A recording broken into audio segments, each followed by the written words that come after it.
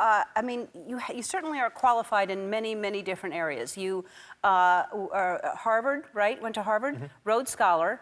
Yeah. You went to Afghanistan.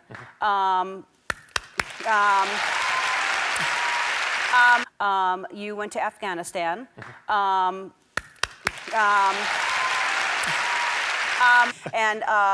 And you speak 7 languages. What are they?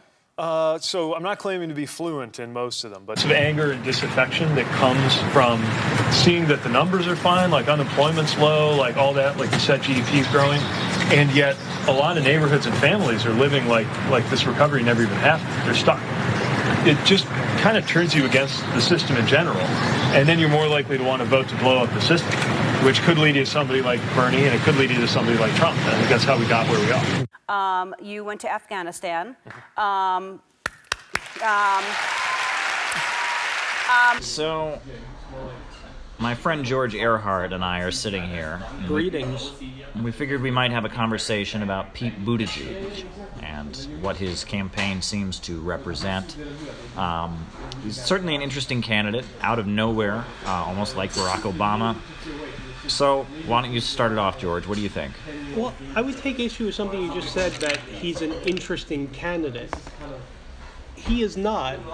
I don't think he's an interesting man. I think he's a hollow man. But I think he stands for something important in America. Emptiness. Emptiness. Yes. He is the most empty thing I've ever seen. Yeah. You know, he's empty, and he represents empty aspirations. You know, I just look at him personally. One thing I heard a guru say this, that if you divide a face down the middle, look at the bottom half of the face. Look at the top half. Look at his eyes are a giveaway. One half of the face is the giveaway. Look how empty his eyes are. Yeah, that's actually really good. I've noticed his eyes many times. There is something eerie about his eyes. He is spiritually rapacious, and he wants to accumulate the presidency to himself, to a man that's nothing. I think it's really it's a sign that, like, the larger institutions are putting forward nothing that can be said to be progress. Yeah. I mean, a couple of things about him come to mind. It's widely been pointed out that his father is a Marxist and a scholar of Marxism. But what I think is interesting is that his father is a scholar of Antonio Gramsci and is a cultural critic. So to call him a Marxist, I mean, his father's not Richard Wolff. His father's not Michael Parenti. His father is somebody who thinks that, that movies are crafted to reinforce the patriarchal status quo, and that, the gay marriage can be achieved by infiltrating cultural institutions and deconstructing things. He's not putting forward any kind of Marxist or Marxist-Leninist or socialist message by far. In fact, far less so than even Bernie Sanders.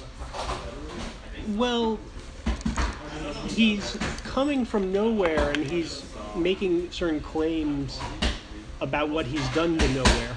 Mm-hmm. You know, that he's taken South Bend, Indiana, which was concrete, and he made it marble. I'm very skeptical this is true.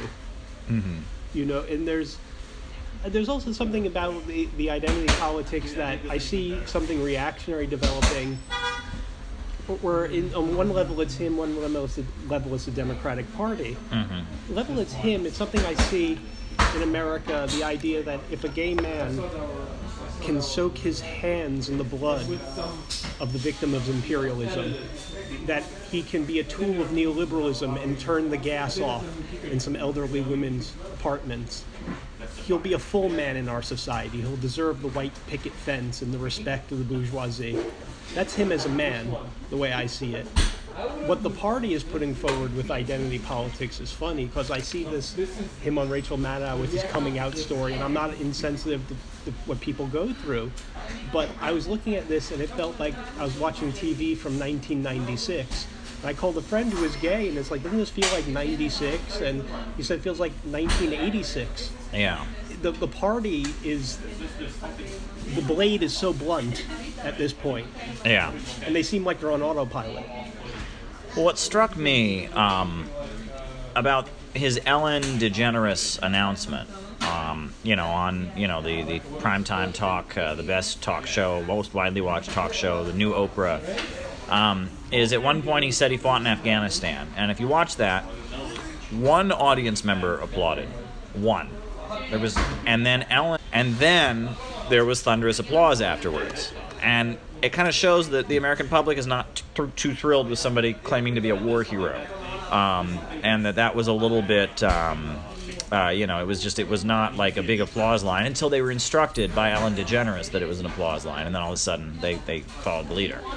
Well, is it a growing anti-imperialism, or is it just the indifference, a side effect of the ennui that's sweeping America? It's weariness. It's not really anti-imperialism. It's more weariness, like in the late Roman Empire, where it was just the public just gradually got tired of it, right? That they just gradually were not thrilled about it and excited about it. But it wasn't, they were an anti-war crowd. They didn't boo when he said he fought in Afghanistan. I mean, it was just kind of, okay, he did that. All right, yeah, we've been there for 16 years. Oh, yeah, you're right. I guess we're supposed to applaud that. Oh, we forgot we're supposed to be thrilled about war. That was kind of what I saw in that audience. It's also, there's some questions. The same friend I was talking about before brought this up. He claims to speak 8 languages. No one investigates that carefully. Well, when I think, if I'm not mistaken, in one of the interviews I saw where he said, well, you speak 8 languages fluently, right? And he said, well, yeah, it was kind of like, not exactly, He's a linguistic Potemkin village. I mean, that's one theory. It's just the surface of language with no depth. I mean, he can speak languages better than I can. I can tell you that much. I'm sure about that. I don't speak a word of Afghan or whatnot. But I'm just, I just suspect this guy's been bullshitting his way through life by and large. Well, I don't know about that. I have no way of backing such a claim. But the other thing that struck me about him is, the big thing seems to be that he's gay and religious, and that seems to be the two things that he's on the selling point, is that he's a gay liberal mayor who happens to be religious.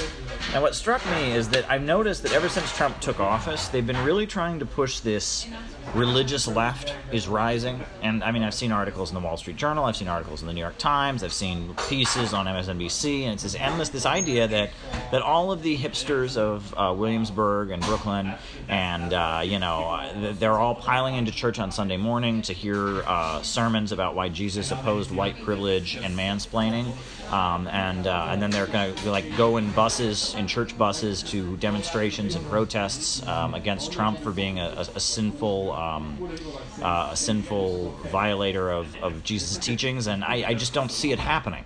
And as much as the liberal status quo, and I remember Hillary Clinton announced that she was becoming a Methodist minister. Do you remember that? And she was also complaining about manspreading recently. She accused Putin of manspreading, from what I understand. This was a CNN article. Right, and they're really trying to push this idea of a religious left, and I just don't see it happening, right? Now, when we have seen religious left in the United States with, like, John Brown and other forces, religious left always does seem to have a kind of fanatical character to it, and it tends to have a very anti-status quo character to it. And the idea that they're going to kind of do what the religious right did in the 80s, but do it for the left or the Democrats, it's just not going to happen, because the Democrats are pretty stale.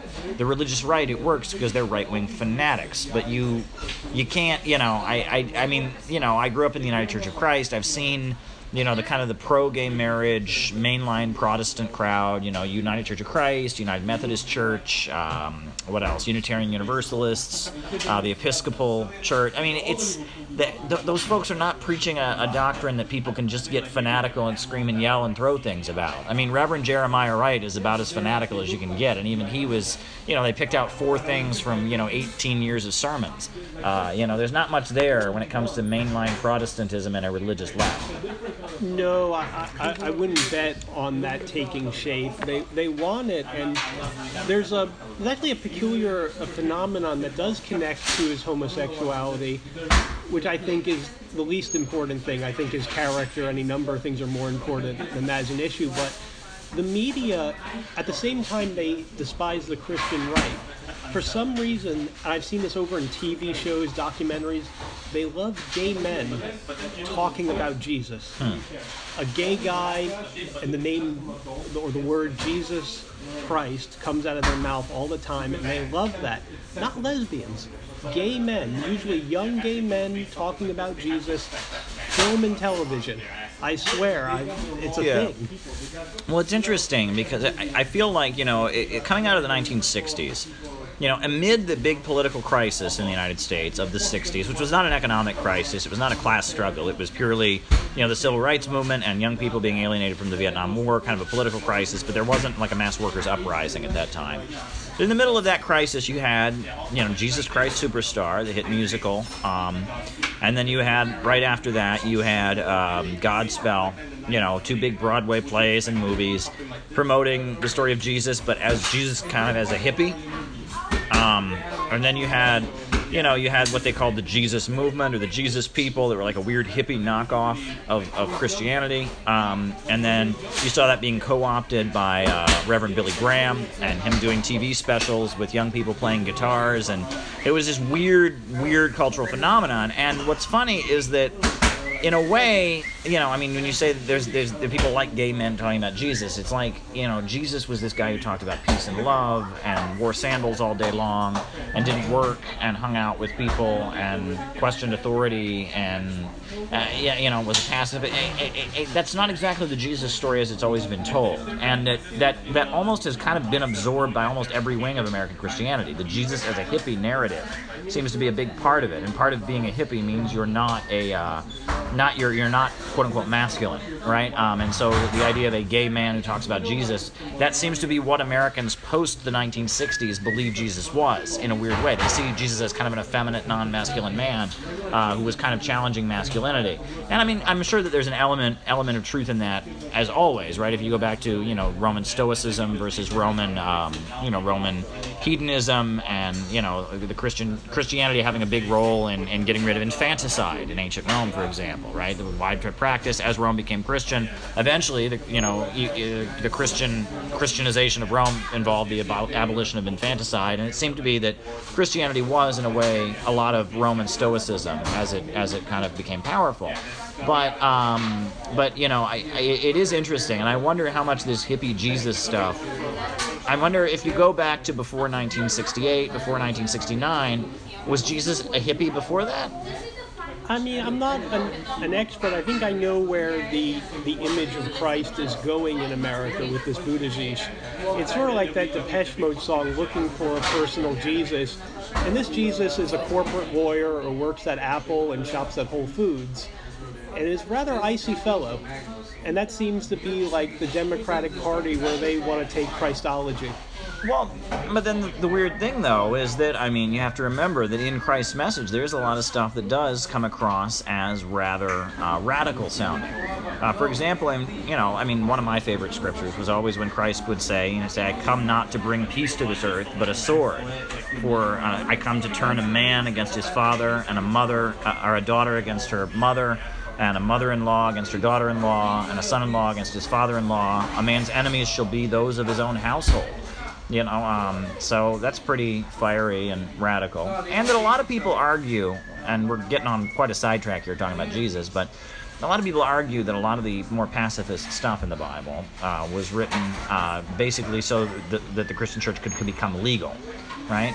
And that it was very important to make clear that Jesus was not calling for some kind of revolt against the Roman Empire, and that the Romans were constantly outlawing Christianity. So by inserting in narratives where Jesus was constantly saying, obey the Romans, don't question authority, just, be peaceful, never engage in violence, that was a way to make the Roman Empire look make the Roman Empire more favorable to Christianity. Whereas in reality, Jesus was probably a zealot. He was probably a Jewish or Palestinian nationalist who was fighting against the Roman Empire. And there were several figures. Karl Kautsky, in his famous book on the history of Christianity, argues that Christ is probably a composite of several different leaders of Jewish uprisings against the Romans that took place during that time. My impression of, as far as the scholarship, that they think there was a Jesus historically. I think that's mainstream view at this point. Mm-hmm. That doesn't tell you a lot more. Right. But that sounds what the academics think about it, the historians. Well, regardless, so Pete Buttigieg, though. So, I mean, here's a guy who seems very, very manufactured. That's what everyone seems to point out about him. He was An artificial man. Right, he was the mayor of South Bend, Indiana, which is the home of Notre Dame College. It's a college town. And for those of you who aren't from the Midwest and from, so in the Midwest, everything's very, very conservative, right?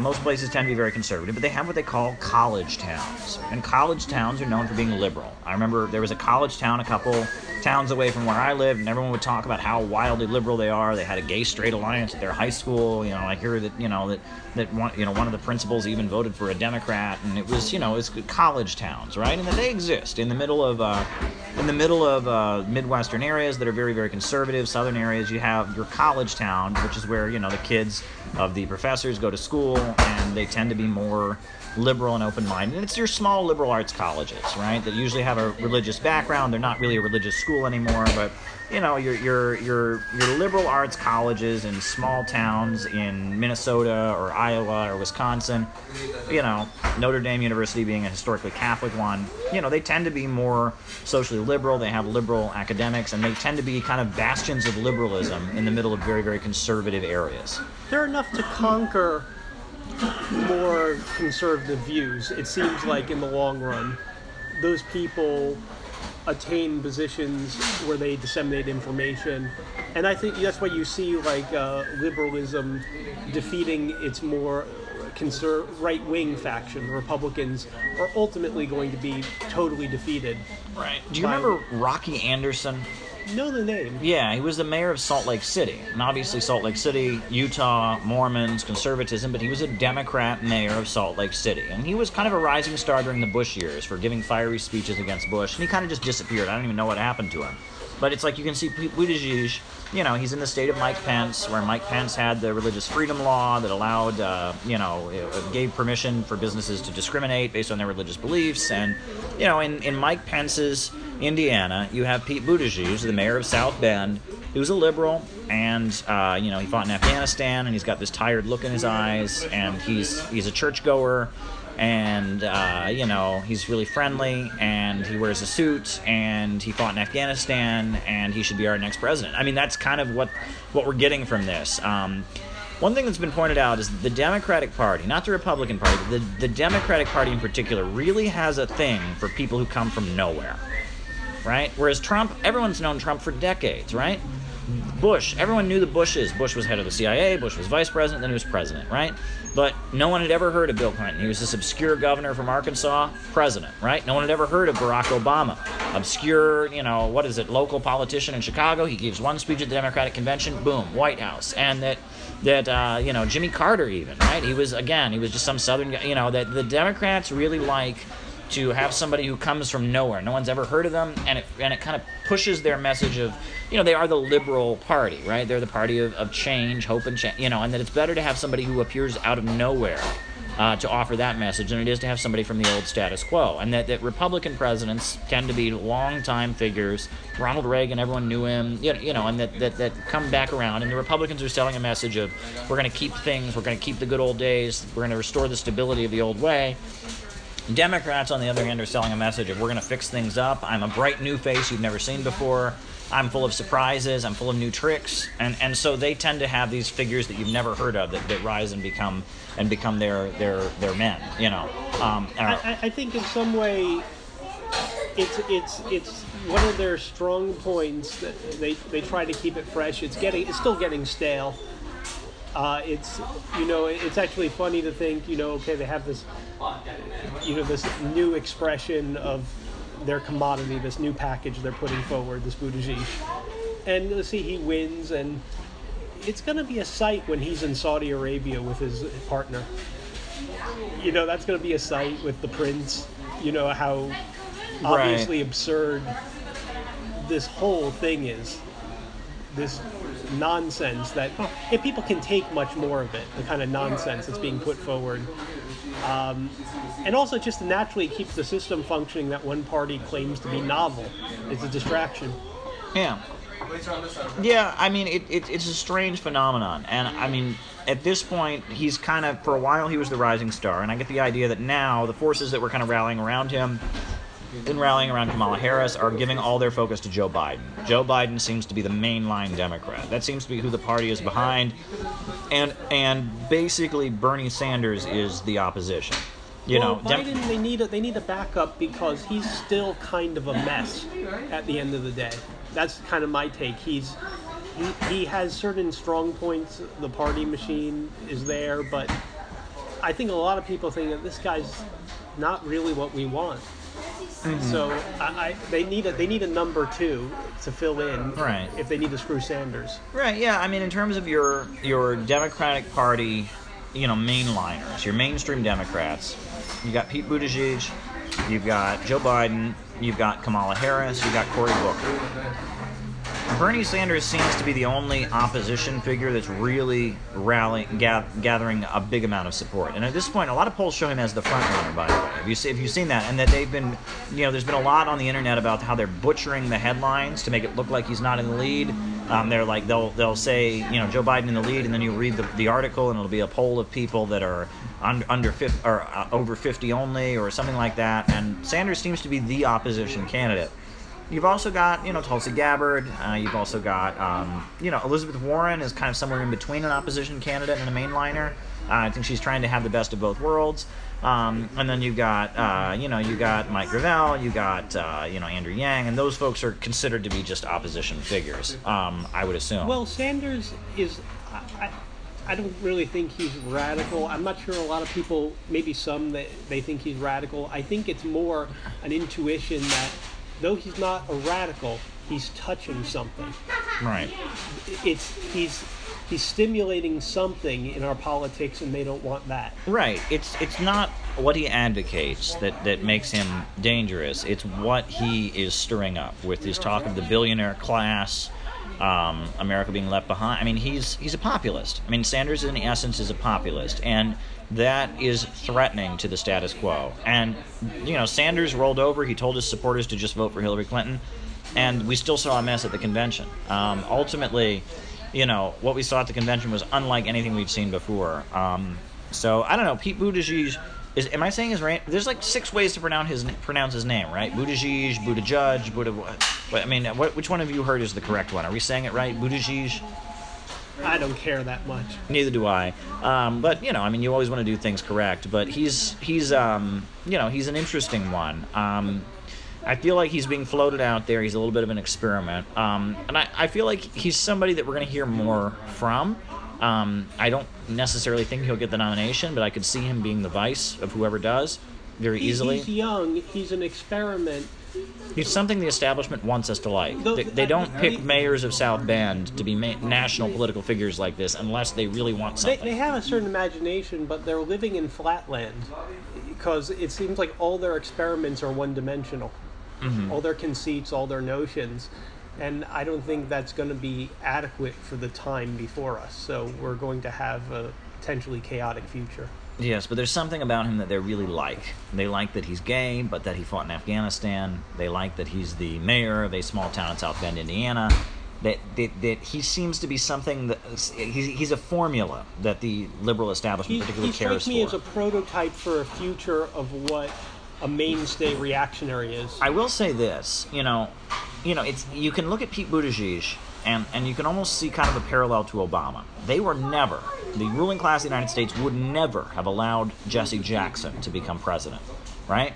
Jesse Jackson had very well publicized presidential campaigns. They were never going to let him be president. Why? Because he was actually a civil rights leader. He was standing next to Martin Luther King when he was killed. He had a history with the civil rights movement, right? However, they could allow Barack Obama, who was never part of any civil rights movement, never had any ties to any of that, had just been a Democratic Party functionary from the days he was at Harvard to the days he was in Chicago to the days he was in the Senate. He was just a straight-up establishment man, never part of any movement, right? They would never let Harvey Milk, be president of the United States or be a serious presidential candidate. I don't think they would never let Harry Hay or any of the civil rights, or any of the gay rights activists who were actually out in the street doing things in the 70s. If they were still around, they would never let them do this. But Pete Buttigieg is gay, but he's been manufactured from day one, right? And if you look at his whole career, his whole career is he's not a movement guy, he's not a protester, he's not an activist. He's somebody who, grew up in a college town. He fought in Afghanistan. He was the mayor of a college town, did absolutely nothing radical there for a long time. He's safe. His identity might in itself be something that inspires people, but he's not in any way associated with any mass movement associated with his gay identity. Just like Obama was never associated with any mass movement associated with being black. I think the identity thing is a bit tedious. Pete Buttigieg, interesting message. There's something formulaic about him. I feel like he's struck a chord with a certain section of the establishment. They like the way he frames things. They like his life story and his identity. They like the kind of the mishmash of being socially liberal, being from a small town, fighting in Afghanistan, being in a church, but being in a liberal church, having church be a big part of his identity, but also being openly gay and married and very pro-feminist and stuff. There's a mishmash there that is particularly favorable to sections of the American political establishment. They like what he's putting out. They like him as a dinner guest, and they also think it's another way to cheat us. Yeah. It's despicable. Right. It's just terrible. You're right about it. He's somebody that they would like to have at their cocktail party. The ruling class think that he's a really interesting guy, upstanding young gentleman, fought in Afghanistan, mayor of a small town, goes a church boy, and he's gay also. We'd love to have him at our cocktail party to tell us about himself and to smile and to be friendly, but behind it all, is there any real principle? Is there any real truth there? Or is he just kind of an actor, which so many politicians nowadays really just are actors, I think, more than anything. It's acting. Yeah, and I'm not really here to give him too much for his service.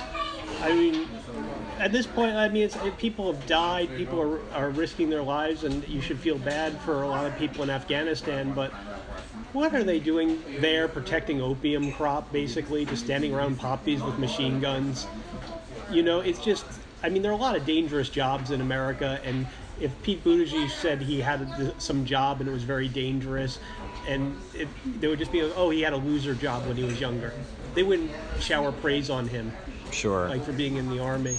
Yeah, it's a strange moment here. If you look at the U.S. war in Afghanistan, no one in their right mind can say that the conditions in Afghanistan have gotten better as a result of the U.S. military occupation. In fact, things in Afghanistan have gotten progressively less stable over the course of the last 16 years. If U.S. soldiers shouldn't be there, why should Pete Buttigieg have been there, and why are we praising him for it? Yeah, well, and why did Ellen have to tell the audience to applaud for him?